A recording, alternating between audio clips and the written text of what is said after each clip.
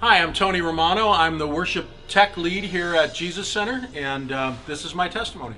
So, before I met Jesus, I was in a rock band, and you could probably imagine drugs.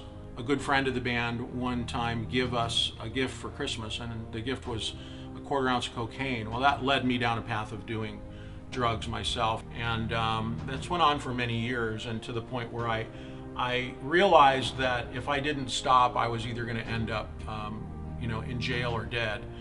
Eventually, I did manage to put myself into a drug hospital, and while I was there, I actually sensed that I had to do something, and so I called out to God, and I said, God, if you're there, if you care about me, if you're real, I need you to show me, because I can't do this anymore. I can't manage my life.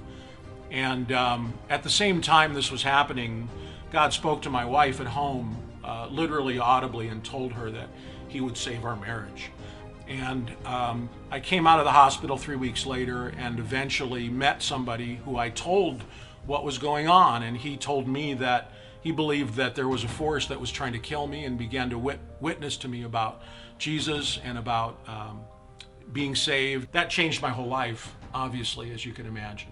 You know, thinking about God drawing me, when I was in the hospital and I called out to God, I absolutely felt his presence. But my wife, it was such an integral part of what happened to me, because she was a Christian and she would talk about being a Christian, and I would tell her to shut up, I don't want to hear about it. Of course, there was the birth of my daughter, and I remember reading a book that there was this thing in the book about the rapture and that all these people were going to be gone, and there was a picture of a baby. And I just remember thinking about my daughter, and she had just been born, and I thought, I'm going to wake up one day and they're all going to be gone. It was God's way of putting the information where the importance was, the importance of my daughter and my wife and them being a part of my life. So my journey after that really was, I got into church very quickly. I started to be a part of a church leadership, and thought I would have to throw music out, and then realized that I could actually lead worship in church, and became a worship leader. So I've done everything now in the church, from running youth ministry to pastoring my own church in Toronto, where my daughter Amy was born, and now I'm doing actually running the sound for the worship team. God has just taken me through an amazing journey, and in this 40 years of my life, and I can tell you that it's not over. There's still so much that God is doing.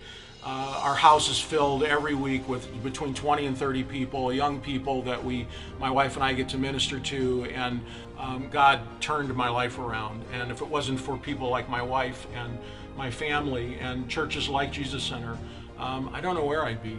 So I can't encourage you more to go after him.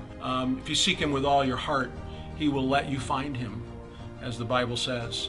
And when that happens, wonderful things are going to happen to you, just as they did to me.